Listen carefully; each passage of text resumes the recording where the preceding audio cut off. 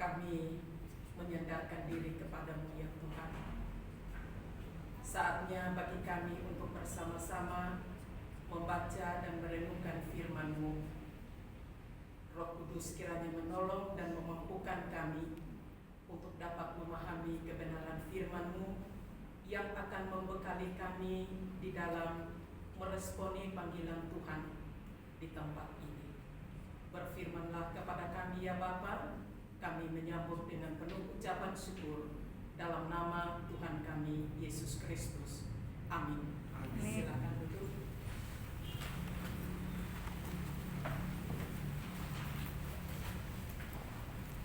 Mari kita sama-sama membuka Alkitab kita dari kitab Roma pasalnya yang ke-12, ayatnya yang ke-9 hingga ayatnya yang ke-21.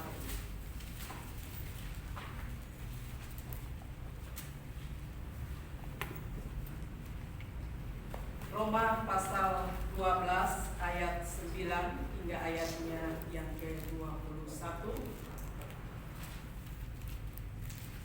Saya membacakan ayat 9.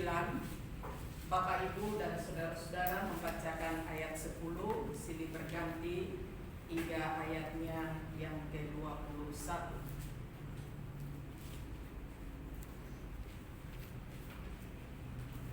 Jikalau sudah menemukannya di bawah perikop nasihat untuk hidup dalam kasih, hendaklah kasih itu jangan pura-pura, jauhilah yang jahat dan lakukanlah yang baik. Hendaklah kamu saling mengasihi sebagai saudara dan saling mendahului dalam memberi hormat. Janganlah kerajinanmu kendor, biarlah rohmu menyala-nyala dan layanilah Tuhan. Bersukacitalah dalam pengharapan, sabarlah dalam kesesakan, dan bertekunlah dalam doa. Bantulah dalam kekurangan orang-orang kudus, dan usahakanlah dirimu untuk selalu memberi tumpangan. Berkatilah siapa yang menganiaya kamu, berkatilah dan jangan mengutuk. Bersukacitalah dengan orang yang bersukacita, dan menangislah dengan orang yang menangis. Hendaklah kamu sehati sepikir dalam hidup bersama, janganlah memikirkan perkara-perkara yang tinggi, tetapi arahkanlah dirimu kepada perkara-perkara yang sederhana. Janganlah menganggap dirimu pandai. Janganlah membalas kejahatan dengan kejahatan, lakukanlah apa yang baik bagi semua orang. Sebab-sebabnya, kalau hal itu bergantung padamu, hiduplah dalam pendamaian dengan semua orang. Saudara-saudaraku yang kekasih, janganlah kamu sendiri menuntut pembalasan, tetapi berilah tempat kepada murka Allah, sebab ada tertulis, pembalasan itu adalah hakku, akulah yang akan menuntut pembalasan, firman Tuhan. Tetapi jika satu berlapar, berilah ia makan, jika ia haus, berilah ia minum. Dengan berbuat demikian, kamu menumpahkanlah api atas kepalanya. Janganlah kamu kalah terhadap kejahatan, tetapi kalahkanlah kejahatan dengan kebaikan. Demikianlah firman Tuhan bagi kita pada pagi hari ini. Bapak dan Ibu yang kekasih di dalam Tuhan kita Yesus Kristus, setiap kali orang berdiri di depan sini dan menyampaikan kebenaran, itu berarti bahwa ada hal-hal penting yang perlu untuk digarisbawahi, yang harus dimengerti dan juga harus dilakukan. Beberapa bulan terakhir, khususnya pada saat menjelang penerimaan mahasiswa baru, konteks pembahasan itu dari semua pembicara saya sudah mendengar bahwa selalu menekankan tentang panggilan sebagai hamba Tuhan, sebagai guru pak, atau apapun itu sudah disampaikan. Maka itu berarti bahwa kita harus tahu itu panggilan dengan jelas. Karena jikalau kita tidak mengetahui panggilan itu, maka kita akan hilang arah. Berbicara menyangkut dengan pertobatan pun telah disampaikan bagaimana kita harus menyadari kehidupan kita yang lama, meninggalkan semua itu, lalu berpaling kepada Tuhan dan menerima sebagai Tuhan dan Juru Selamat secara pribadi, dan mempersilahkan Tuhan untuk berkarya dalam seluruh aspek kehidupan kita. Berbicara menyangkut dengan kepastian keselamatan pun telah disampaikan, bahwa setiap orang yang percaya kepada Tuhan Yesus dengan sungguh-sungguh ketika ia mengaku dan menerima Yesus sebagai Tuhan dan Juru Selamat, saat itu sorga menjadi miliknya. Artinya bahwa kapanpun dalam situasi apapun keadaan dia dipanggil oleh Tuhan, ia pasti akan masuk dalam sorga dan ia juga telah diselamatkan. Dan banyak hal juga yang telah disampaikan. Semua itu tujuannya adalah membekali kita semua, baik yang sudah percaya akan memberikan motivasi dan semangat yang baru. Bagi yang baru datang juga tentunya ini menjadi satu pengetahuan yang betul-betul sangat berharga untuk mempersiapkan saudara agar saudara menjalani hidup ke depan betul-betul sudah punya dasar yang pokok di dalam menjalani panggilan, khususnya di tempat ini. Bapak dan Ibu, dari surat Roma yang baru saja kita baca, yang ditulis oleh Rasul Paulus, oleh para ahli atau tokoh-tokoh membagikannya dalam dua bagian besar. Yang pertama yaitu mulai dari pasal 1 sampai dengan pasal 8 itu menjelaskan tentang doktrin, ajaran-ajaran, kebenaran firman Tuhan merupakan landasan hidup orang percaya. Rasul Paulus memberikan doktrin-doktrin yang memang betul-betul merupakan hal yang paling penting, yang merupakan dasar untuk berpijak, dasar untuk orang-orang percaya melakukan tugas dan panggilannya di tengah dunia ini. Mulai dari pasal 9 sampai dengan pasalnya yang ke-16 itu menjelaskan tentang hal-hal praktis, yaitu apa saja yang harus kita kerjakan setelah dia meletakkan doktrin yang benar, setelah dia mengajarkan tentang kebenaran-kebenaran itu, tentang dosa, tentang bagaimana beriman, tentang keselamatan, dan lain-lain sebagainya. Setelah dia mengajarkan itu, maka di pasal 9 sampai dengan pasalnya yang ke-16 itu dihimbau untuk melakukannya, atau yang disebut dengan hal-hal praktis. Apa yang harus kita praktekkan di dalam kehidupan kita sehari-hari. Dalam pembacaan kita di sini kita melihat bahwa Paulus memberikan nasihat kepada jemaat yang ada di Roma. Setiap orang yang percaya kepada Tuhan Yesus Kristus tentunya terpanggil untuk melayani pekerjaan Tuhan. Pekerjaan yang dipercayakan kepada setiap kita yang percaya sesuai dengan panggilan kita masing-masing. Orang-orang yang dilayani juga berbeda sifat dan karakter. Oleh karena itu, dibutuhkan sikap yang sesuai dengan Alkitab untuk menunjang pelayanan agar pelayanan dapat berhasil dan memberi dampak. Yang perlu untuk kita perhatikan di sini bahwa kita semua di sini tentunya dipersiapkan dan kelak nanti kita akan terjun di dalam medan pelayanan. Dan ketika kita harus ada di medan pelayanan, maka kita harus memberi dampak. Lalu dampak apakah yang harus kita nyatakan ketika kita berada di dalam pelayanan? Namun sebelum kita maju dalam pelayanan itu, maka Rasul Paulus dalam bagian ini menjelaskan kepada kita bahwa ketika kita melayani, kita harus siap untuk menghadapi berbagai macam orang dengan bentuk dan karakter yang berbeda-beda. Tidak semuanya itu baik, tidak semua itu benar, tetapi juga tidak semua itu salah. Dan ini tentunya akan mempengaruhi hidup dan pelayanan kita. Oleh karena itu Rasul Paulus menuliskan dan memberikan nasihat kepada orang-orang percaya dalam konteks ini pada waktu itu, orang-orang yang ada di Roma, supaya mereka memiliki sifat yang khas. Supaya memiliki sikap yang khas, maka sikap-sikap itu antara lain harus memiliki sikap saling mengasihi, menjadi identitas bagi semua orang percaya atau orang yang melayani. Bapak dan Ibu, kalau berbicara menyangkut dengan kasih, pernah juga saya sampaikan di sini dasar dari kasih, dan pernah dijelaskan dengan sangat akurat oleh Bapak Dr. Bernike tentang kasih. Saya masih ingat di sana dikatakan bahwa kasih menutupi banyak sekali dosa. Kasih menutupi banyak sekali dosa. Semua manusia, kita perlu mengatakan bahwa semua manusia telah berdosa dan telah kehilangan kemuliaan Allah. Itu berarti bahwa manusia berada di dalam keterpurukan hidup dan manusia tidak sanggup untuk menyelamatkan dirinya. Namun Alkitab memberikan sebuah jawaban bahwa kasih menutupi banyak sekali dosa. Yang dapat saya pahami ketika penjabaran firman Tuhan itu disampaikan, bahwa kasih yang dimaksud oleh Petrus dalam pembahasan di dalam 1 Petrus pasalnya yang keempat, ayatnya yang ke-7 hingga ayatnya yang ke-11, di sana dikatakan bahwa banyak sekali orang bisa membuat atau menyatakan kasih.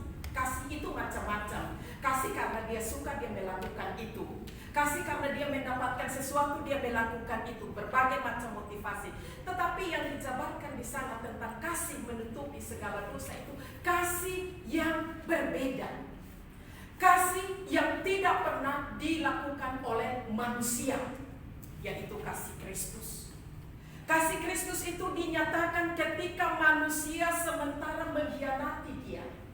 Kasih Kristus itu dinyatakan ketika manusia belum siap untuk melakukan sesuatu yang terbaik bagi dia. Justru pada saat manusia dalam keadaan yang memanas, gempar, dan melakukan perbuatan-perbuatan yang jahat, di sanalah kasih itu dilepaskan, yaitu Yesus Kristus sendiri yang mengatakan, ampunilah mereka, karena mereka tidak tahu apa yang mereka perbuat. Ini yang merupakan dasar kasih. Artinya bahwa kasih itu dinyatakan bukan pada saat seseorang melakukan menyenangkan hati kita, baru kita melakukan itu. Tetapi konsistensi daripada kasih itu bahwa saat dalam keadaan apapun sebagai orang yang beriman dan percaya kepada Tuhan Yesus Kristus harus mampu. Dan kemampuan ini bukan datang dari diri kita, tetapi datang dari Allah yang telah betul mengasihi kita. Kasih yang sempurna itulah yang akan memampukan kita sehingga kita juga boleh dapat mewujudkan kasih. Itulah sebabnya Mas dari IKS Santosa Asih, kasihilah sesamamu manusia seperti dirimu sendiri. Ini kalimat dibuat bukan kalimat dibuat asal dibuat, tetapi tentunya dalam sebuah penghayatan yang sangat dalam. Tampilnya Santosa Asih Group ini adalah untuk menyatakan kasih kepada semua orang. Itulah sebabnya kalau sekarang itu kita belum menyanyikan itu, tetapi yang dulu-dulu itu sering dinyanyikan. Itu berarti bahwa kasih ini menjadi dasar mengasihi semua orang. Artinya harus mampu untuk melihat keberadaan semua orang yang ada di sekeliling kita. Dalam konteks lagu itu, semua yang ada di dalam Santosa Asih Group ini, kita harus mampu melihat apa yang menjadi pergumulan mereka, apa yang menjadi kesukaran mereka, apa yang menjadi kesulitan mereka, apa yang saya harus buat bagi mereka, didasarkan atas dasar kasih. Maka di dalam ayat firman Tuhan dikatakan bahwa kasihilah sesamamu manusia seperti dirimu sendiri. Sebagaimana kita mengasihi diri kita. Ketika kita jatuh dalam keadaan sakit, maka kita akan berusaha sedemikian rupa. Mungkin kita bisa mengorbankan apa saja. Mungkin kita bisa mengorbankan segala sesuatu yang sangat bernilai untuk kita bisa tertolong. Karena kita mengasihi diri kita. Kita mau yang terbaik supaya kita tetap hidup, supaya kita bisa dengan kehidupan itu kita bisa melakukan banyak hal. Maka kasih yang seperti itulah yang Tuhan tuntut. Sebagaimana kita mengasihi diri kita, mau yang terbaik, mau diperlakukan orang baik kepada kita, demikian juga kita harus memperlakukan kepada orang lain. Itulah kasih. Maka jikalau kasih yang mulia itu dapat kita miliki yang didasarkan atas kasih Kristus, maka yang jelasnya tadi firman Tuhan mengatakan bahwa untuk memuliakan nama Tuhan. Jadi di balik dari kasih kita melakukan semua itu. Kita harus berfokus bahwa tujuan saya mengasihi adalah untuk memuliakan nama Tuhan. Hal yang kedua yaitu yang harus menjadi ciri khas kita untuk tetap menjadi gaya kita selama kita dipersiapkan dan kelak nanti terjun dalam pelayanan untuk melayani, maka kita harus memiliki sifat semangat. Bapak dan Ibu yang kekasih di dalam Tuhan kita Yesus Kristus, berbicara menyangkut dengan semangat di dalam melayani Tuhan, itu bukan berarti bebas dari permasalahan, tidak.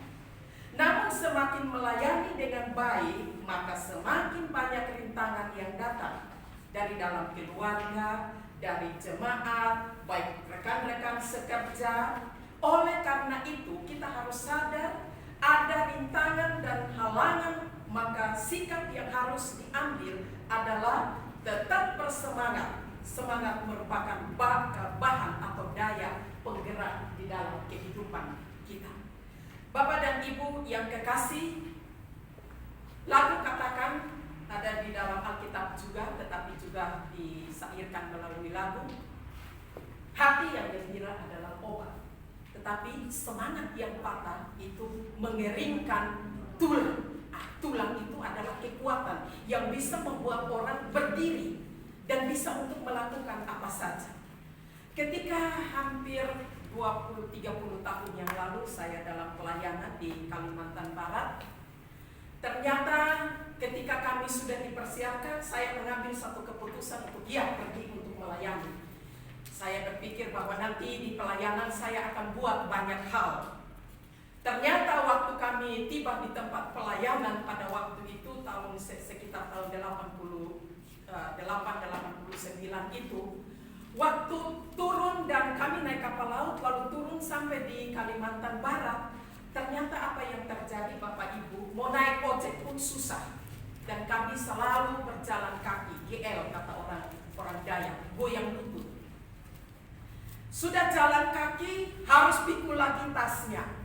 Begitu pikul tasnya, jalan menempuh perjalanan itu tidak gampang. Ya, kadang-kadang harus mendaki, kadang-kadang harus turun, kadang-kadang di tengah teriknya matahari. Dan bukan saja itu, setelah tiba di tempat pelayanan, ternyata tidak ada listrik. Lampu yang kami gunakan itu harus memerlukan minyak tanah. Nah, minyak tanah ini pun sulit untuk dibeli. Kalau mau dibeli harus jalan kaki sekitar 10-15 km baru bisa beli minyak untuk menyalakan lampu kami. Bukan itu saja, tetapi ketika malam hari kami harus pergi pelayanan, siang-siang hari orang pergi bekerja. Nanti pada malam hari di situ baru kami melayani. Dan waktu pergi untuk melayani, besar harapan saya, mudah-mudahan banyak orang yang datang untuk mendengarkan Injil. Sudah capek-capek datang sampai di sana, rumah masih kosong, orangnya belum ada, bahkan ada tetapi pergi ke tetangga yang lain. Wah, melihat dan merasakan suasana yang seperti ini, maka jujur saja ini membuat saya secara pribadi waktu itu agak sedikit kecewa. Dan seakan-akan sudah mau putus asa. Semangat rasanya semakin berkurang. Namun Bapak Ibu yang kekasih di dalam Tuhan kita Yesus Kristus, selalu teringat dalam pikiran saya bahwa melayani Tuhan itu tidak mudah. Artinya bahwa setiap orang yang siap untuk melayani harus mampu untuk siap menghadapi titik kesulitan paling tinggi. Itu harus siap. Karena jika tidak siap untuk menghadapi masalah yang lebih daripada apa yang kita harapkan itu akan mematahkan semangat kita. Itu akan membuat kita sehingga pada akhirnya kita goyah, membuat kita sampai pada akhirnya kita terpancing, membuat kita sampai pada akhirnya apa yang menjadi tujuan kita bisa saja tidak tercapai. Oleh karena berbagai macam hambatan, oleh karena berbagai macam tantangan. Tetapi kita harus kembali fokus kepada apa? yang diajarkan oleh Rasul Paulus. Tetap memiliki semangat yang menyala-nyala. Dan tentunya itu juga tidak akan datang dari diri kita. Semua itu oleh karena dorongan kuasa Roh Kuduslah yang akan memampukan kita sehingga kita memiliki semangat untuk terus melayani pekerjaan Tuhan. Yang ketiga, sebagai seorang hamba Tuhan tentunya kita harus memiliki sifat tabah di dalam setiap kesesakan.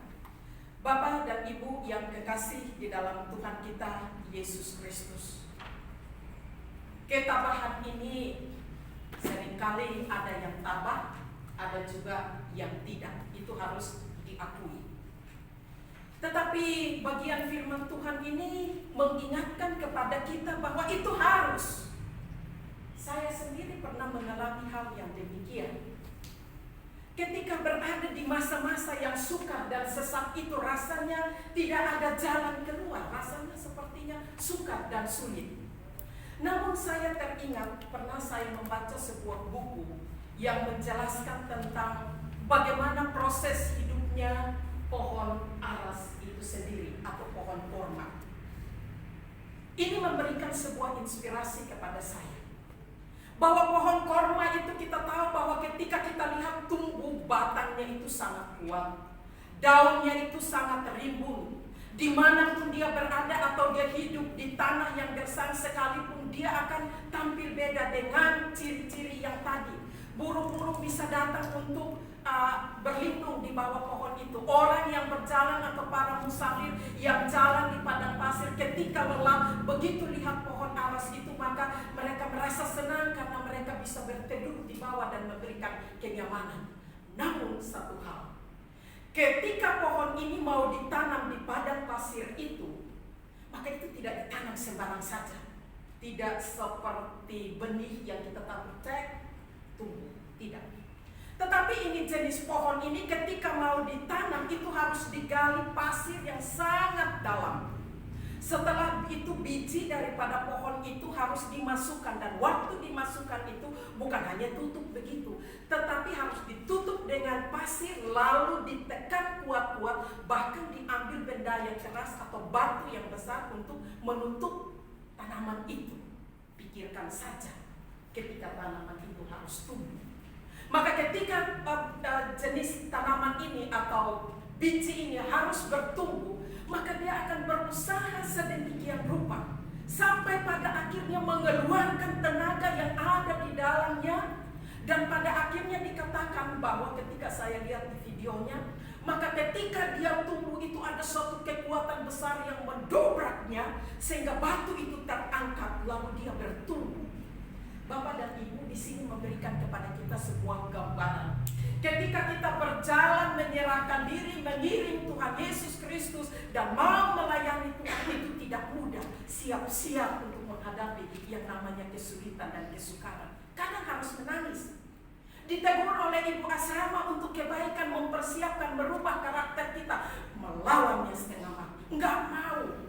Sakit hati, kecewa, dipikirnya itu, aduh, aku di rumahku kan mamaku gak perlakukan aku begitu. Kenapa aku datang di sini kok ternyata diperlakukan seperti ini? Makan aja pun ditakar-takar, mau keluar pun tidak. Kalau dulu aku di rumah mau keluar masuk jam 10 malam tidak. Banyak sekali protes yang mungkin akan muncul. Tapi saya mau katakan kepada kita semua, kita sementara dipersiapkan oleh Tuhan untuk melakukan sebuah tugas yang mulia. Oleh karena itu dalam situasi kesukaran dan kesulitan apapun, saudara harus yakin bahwa dengan otoritas yang Anda miliki dari Tuhan akan memampukan saudara. Sehingga pada akhirnya walaupun Anda harus susah, walaupun harus menderita, tetapi itulah proses pembentukan yang Tuhan izinkan. Supaya satu saat kamu muncul sebagai tunas-tunas, bukan saja tunas, tetapi nanti pada akhirnya bertumbuh, kokoh, gegar, menjadi pelindung bagi banyak orang karena kamu memiliki kebenaran, karena kamu memiliki kasih, karena kamu memiliki kemampuan, kekuatan, tampil beda karena kamu betul-betul atau kita semua mengimani akan kebenaran firman Tuhan ini. Yang keempat, Yang keempat adalah bahwa kita harus memiliki kemurahan hati. Bapak dan Ibu yang kekasih di dalam Tuhan kita Yesus Kristus, kemurahan hati itu sama dengan memiliki hati yang berbelas kasihan kepada orang lain. Membuka tangan, membagi, membutuhkan, dan tidak menutup mata kepada kesusahan orang lain. Itu kemurahan hati. Kemurahan hati itu berarti bahwa saya rela untuk melakukan sesuatu tanpa juga ada sesuatu yang saya peroleh. Artinya bahwa saya melakukan itu saya tidak mengharapkan sesuatu. Suatu ketika ada seorang pengusaha sangat kaya. Dia sangat terkenal, dihormati, dan dikenal oleh banyak orang. Dia sudah sukses dan sudah berhasil. Lalu dia berjalan. Ketika dia berjalan, dia bertemu dengan seorang anak yang sementara memungut sampah. Tidak ada pekerjaan, mencari makan pun susah. Masa depannya itu suram karena memang orang tua dan keluarganya itu tidak mampu untuk membekali dia. Itu yang dia kerjakan. Sang pengusaha ini keluar, lalu ketika dia menemukan anak ini, dia turun dari mobil mewahnya. Lalu dia menyapa anak ini. Anak ini menceritakan tentang keadaan. Kenapa kamu buat itu? Dia menceritakan tentang keadaannya yang tadi. Papa tidak sanggup untuk tinggal sendiri pun, mereka tidak punya rumah, segala sesuatu terbatas bagi dia. Lalu tanpa berbicara banyak, sang pengusaha ini memanggil anak ini, membawa dia di atas mobil. Dia tidak pernah naik mobil mewah, tapi waktu itu dia naik mobil mewah. Setelah turun, sampai di rumahnya, sang pengusaha tanya sama dia, kamu mau apa? Terus dia bilang, saya mau bekerja supaya saya bisa mendapatkan berkat, lalu hidup saya menjadi berarti untuk saya menolong orang lain, terutama papa dan mama saya yang dalam kondisi yang sangat melarat. Mendengar pernyataan itu, maka sang pejabat ini pada akhirnya mengambil kesimpulan untuk menyekolahkan anak ini setara dengan anak-anak kandungnya. Memberikan dia kesempatan, memberikan kepada dia les-les yang terbaik. Semua yang terbaik diperlakukan seperti dia lakukan kepada anaknya, diperlakukan kepada anak ini juga. Dan sampai pada akhirnya anak ini merasa sangat terharu. Dan sejumlah pikiran ada di dalamnya. Kok kenapa bapak ini terlalu baik dengan saya? Satu saat saya harus membalas kebaikannya. Dia berpikir begini. Tetapi sang bapak ini tidak pernah memikirkan tentang hal itu. Dia mengungkapkan hal itu, lalu bapak ini bilang, jangan kamu mengungkapkan itu.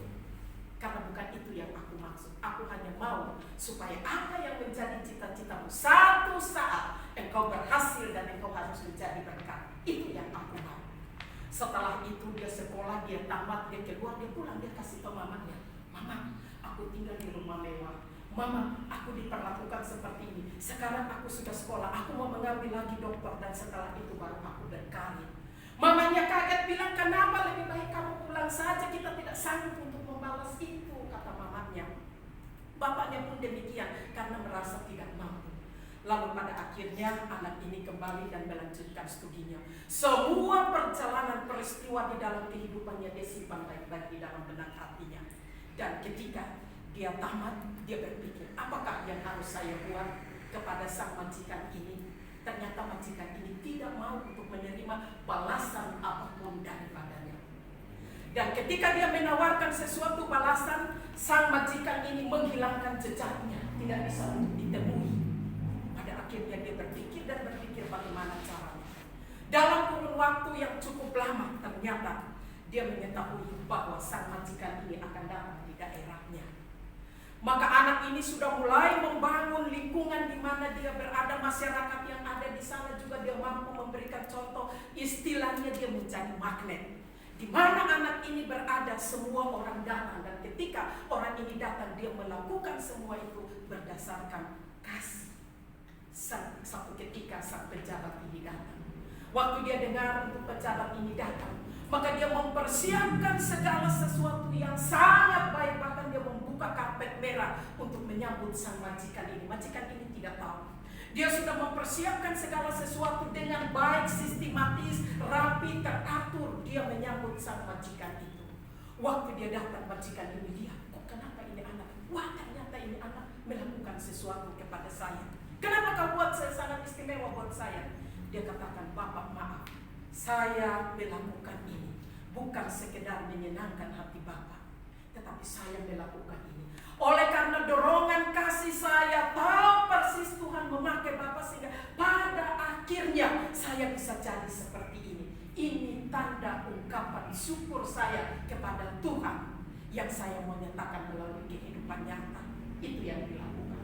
Artinya bahwa ketika kita melakukan sesuatu, kita harus sungguh-sungguh melihat bahwa kita tidak saja menyenangkan, tetapi meresponi segala anugerah kebaikan yang Tuhan sudah berikan kepada kita, termasuk juga dengan kita yang ada di sini, terpanggil untuk melayani Tuhan.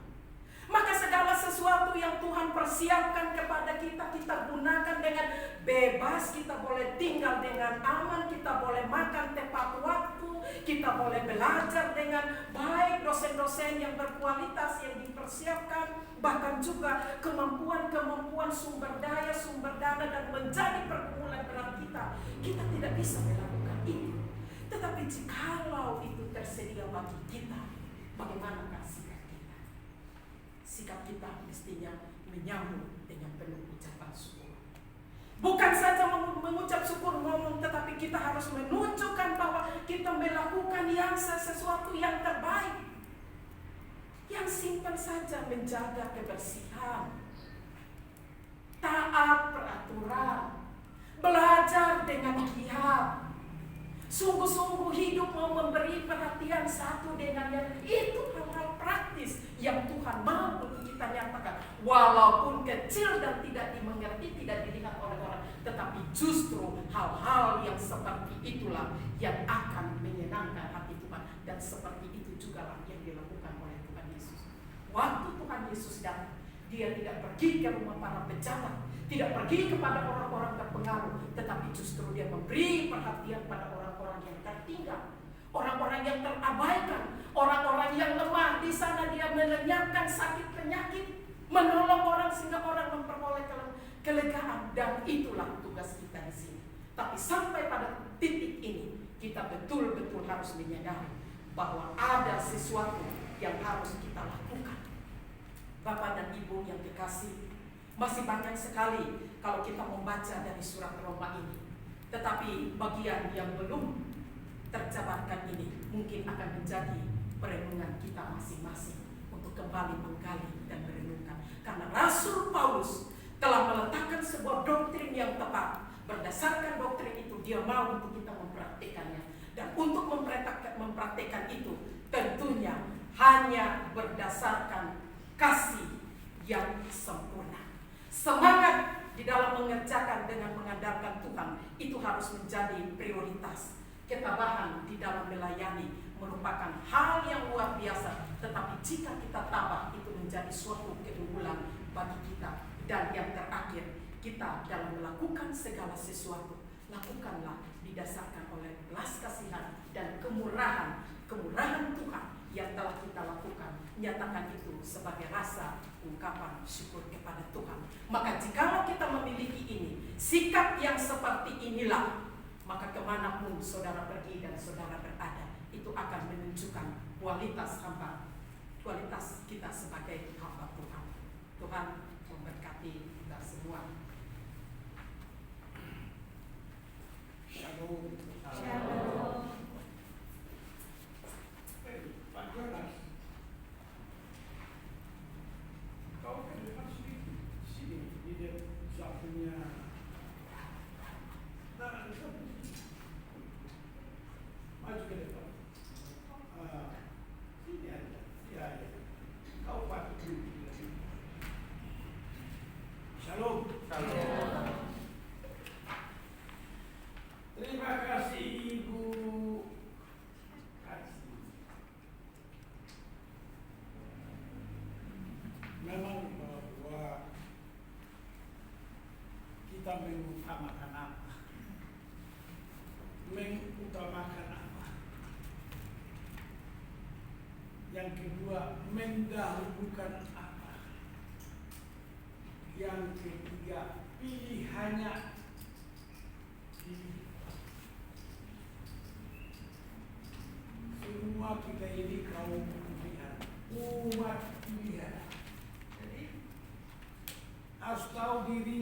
semua kita yang hadir di sini mahasiswa masih tetap 37. Masih. 37 orang ini adalah, tahukah saudara kaum pilihan? Kaum pilihan. Lalu sebagai kaum pilihan, kau mau mengutamakan apa?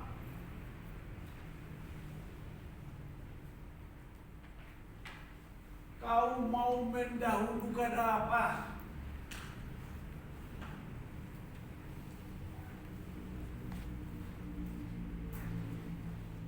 Tadi sampaikan kasih, sampaikan ibadah, sampaikan hidup yang benar.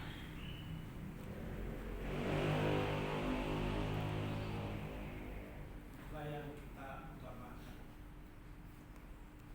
Itulah yang kita lakukan.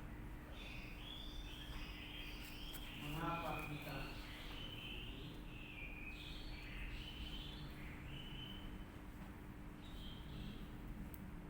ini sebenarnya di dalam firman kita ini hamba yang tidak berguna.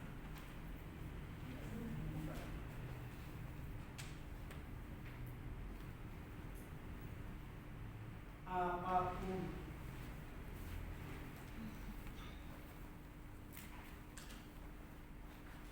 kemampuan kita tidak berguna.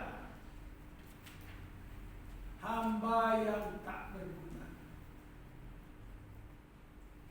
Namun kita mau mengutamakan, mendahulukan, karena kita adalah kaum pilihan.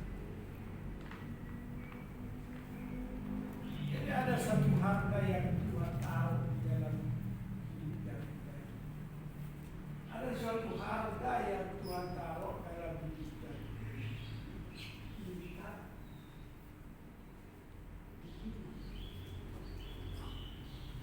Sehingga kita mengutamakan, kita mendahulukan Dia yang memilih kita.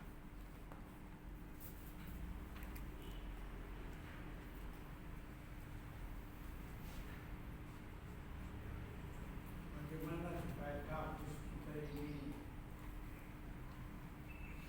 semakin menyenangkan?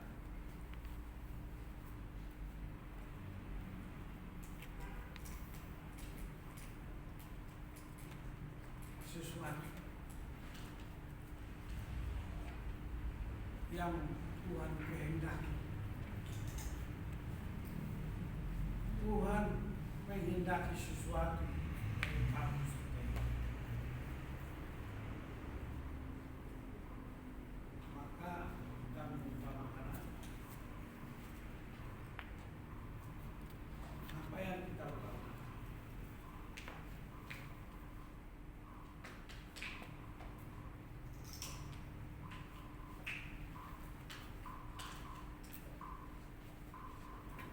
Mas Murni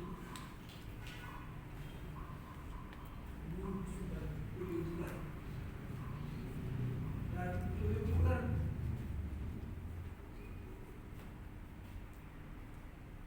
begitu panasnya dia dikemukan keluar dia sebagai Mas Murni.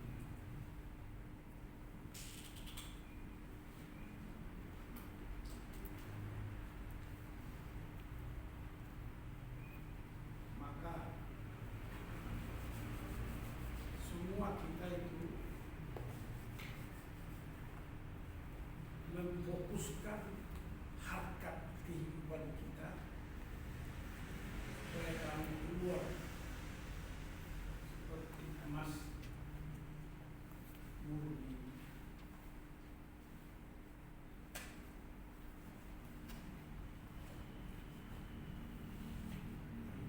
Sering dikatakan berkorban hati nurani murni yang baik.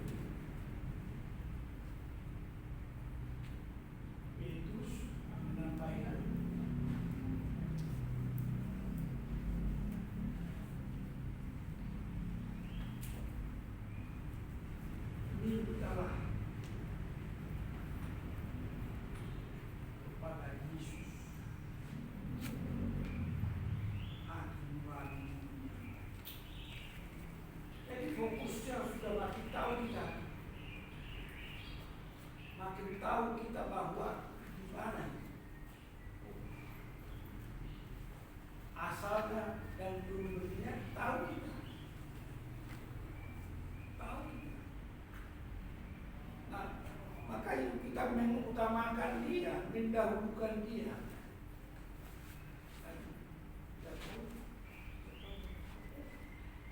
Aku ketahui itu karena dia itu kayak aku dipilih.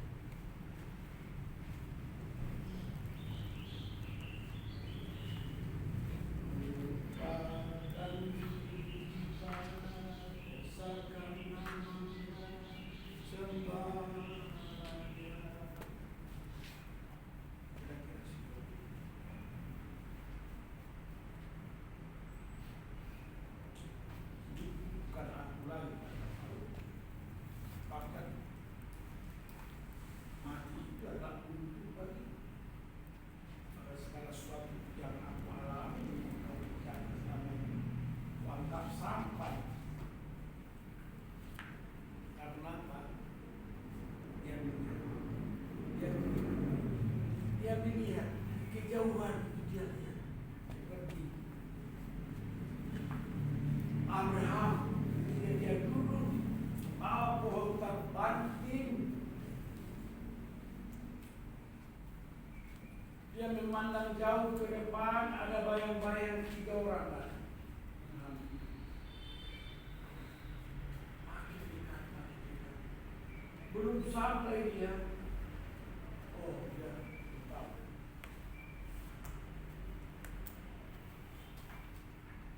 Ketika saya mahasiswa, saya baca apa yang mau saya katakan.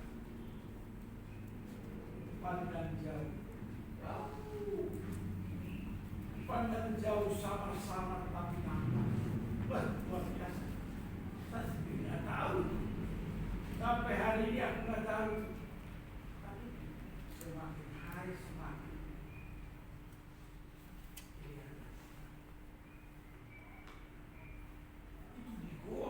digosok lagi seperti menggosok belian dari batu besar ini dipukul dapat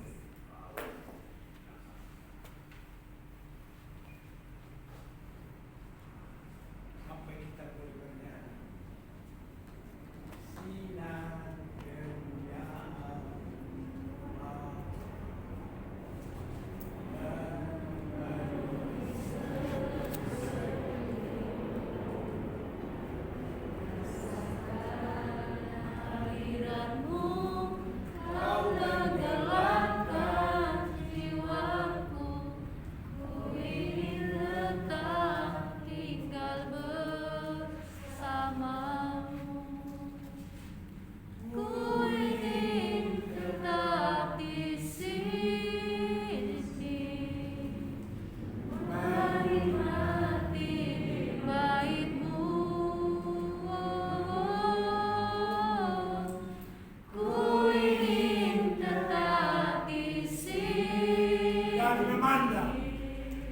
dan memandang indah wajah-Mu. Ini 37 dan di luar sana ada 37 juga. Jauh lagi sini ada 37 kali 3 21 tambah 9.111.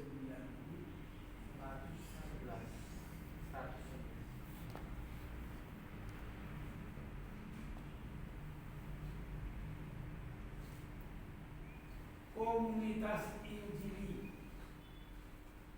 edukasi komunitas Santosa bertambah sebagai ujung tombak membawa maklumnya, membawa koinun, membawa Yahudi. Karena itu amanah menggembalakanlah domba.